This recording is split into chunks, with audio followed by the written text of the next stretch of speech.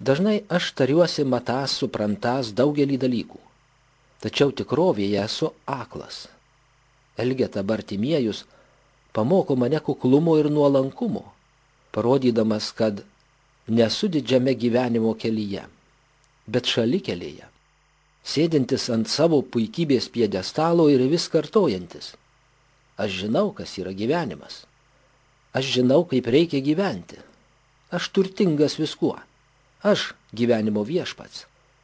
Deja, tikrovėje, Dievo tiesos ir tikrojo gyvenimo akivaizdoje esu tik neregys ir elgeta.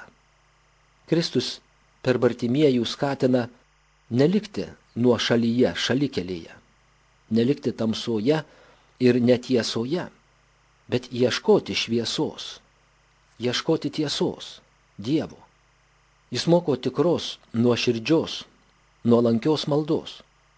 Kokia ji yra paprasta ir kartu gili, tai liudija Bartimiejaus žodžiai: Dovydo sūnau, Jėzau, pasigailėk manęs. Pasaulio dvasia bando peršaukti, stengiasi nutildyti, bet reikia įveikti prisitaikėliškumą, neryžtingumą, reikia melsti ir nepaliauti. Pasaulio triukšmas nepajėgus užgožti drąsinančio dangaus balso.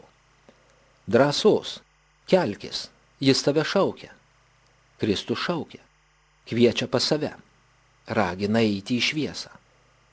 Kai apsisprendžiu stoti Dievo akivaizdoje, jis klausia: ko nori, kad tau padaryčiau? Tada atsakau: Viešpatie, kad praregėčiau, kad gyvenčiau tiesos šviesoje, kad matyčiau gyvenimo kelią. Tuomet išgydomas mano aklumas, netikėjimo, puikybės, visažinojimo aklumas. Matai kelią? Eik, sako Kristus, tavo tikėjimas išgelbėjo tave. Praregėjęs pradedu suvokti, koks tai kelias ir ką reiškia Jėzaus žodžiai: aš esu kelias, tiesa ir gyvenimas.